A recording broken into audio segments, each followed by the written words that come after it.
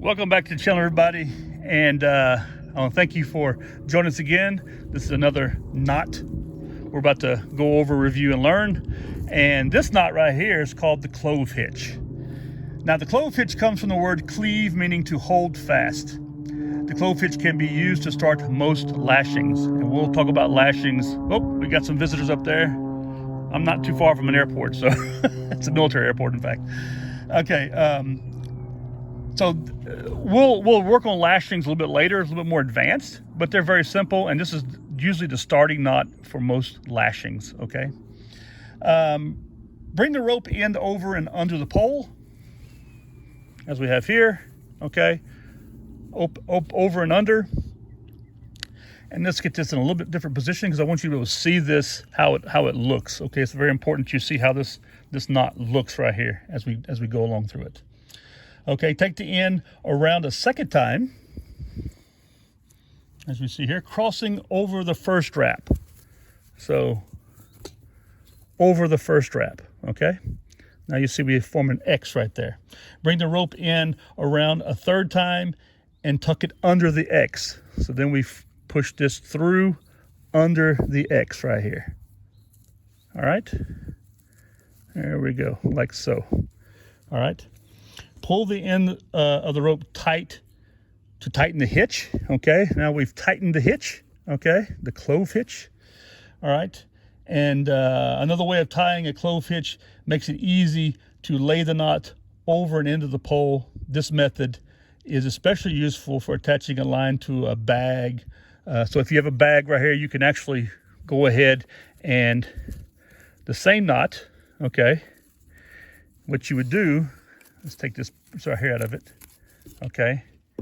You can go ahead and prepare this knot, okay? And just make a loop near the end of the rope, all right? A loop near the end of the rope to form an identical loop next to the first. So you got one, you got two, okay? And then without turning over either loop, lay the first loop on top of the second loop, as so.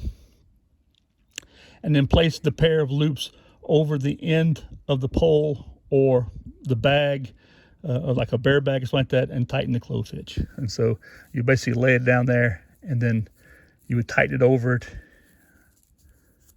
like so. And then it would tighten over the bag, the end of the bag, okay? I think my glove here can possibly be used to give you a good example of that. You just place it over the glove or over the end of the bag and you tighten it like so. Let's see something here. This needs to run like so, okay?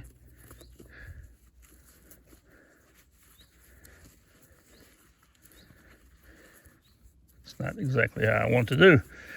Even old men can make mistakes here. I don't normally use this. What I normally do, well, actually it's the same knot. I will actually go over, turn over. I will form that first knot like you see here, cross over right here, bang it back through. And then what I would do is actually stick this through the X that you see here. All right. And then tighten it down like so.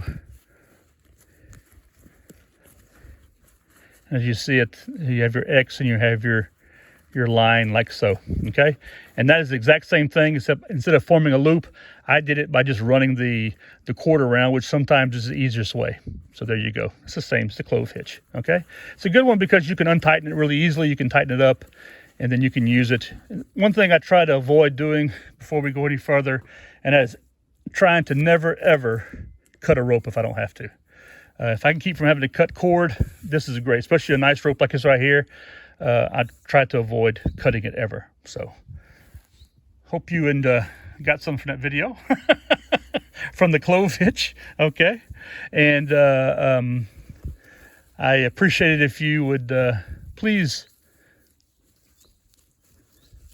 let's see if we can, yeah, there we go. That's how it's gonna look. Forming that X again. There we go. Okay, that's how it's going to look. And I'd appreciate it if you would give my channel a thumbs up, leave a comment down below, subscribe to my channel, and please share with your friends and enemies. And I'll see you again for the next knot. Stay tuned.